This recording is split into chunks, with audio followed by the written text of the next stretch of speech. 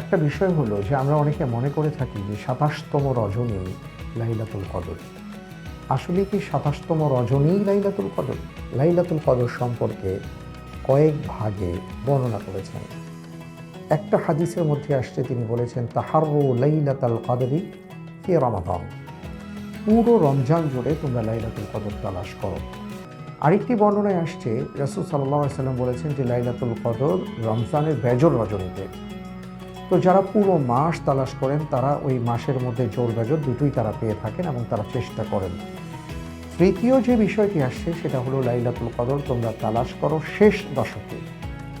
এক শ্রেণীর বিজ্ঞ আবেদ, আল্লাহর প্রিয় বান্দা, তারা কি করে, শেষ দশক ভালোভাবে তারা লাইলাতুল কদর তালাশ করেন এবং ইবাদতে মনোনিবেশ করেন। কারণ রাসূল সাল্লাল্লাহু আলাইহি ওয়াসাল্লাম শেষ দশকের বেলায় একটা কথা বলেছেন, ওয়াশতাদ্দা মা'জারাহু ওয়াস্তাইকাযা আহলাহু, যে তিনি কোমরে গামছা বাঁধতেন এবং তার পরিবারকে জাগিয়ে রাখতেন। তার মানে হলো শেষ দশকের প্রতিটা রজনী তিনি কদর তালাশ করতেন।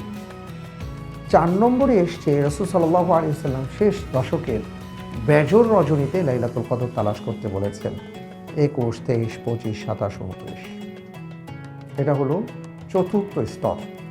পঞ্চম স্তরে এসে নবীজি সাল্লাল্লাহু আলাইহি ওয়াসাল্লাম কখনো ২১-এর কথা বলেছেন, ২৩-এর কথা বলেছেন, ২৭-এর কথা বলেছেন এবং অনেক আলেমগণ ২৭ তারিখকে লাইলাতুল কদরের রাত বলে আখ্যায়িত করেছেন। কিন্তু লাইলাতুল কদর যে ২৭ তারিখই হবে, অন্য তারিখে হবে না, এটা কেউ নাকচ করতে পারেননি।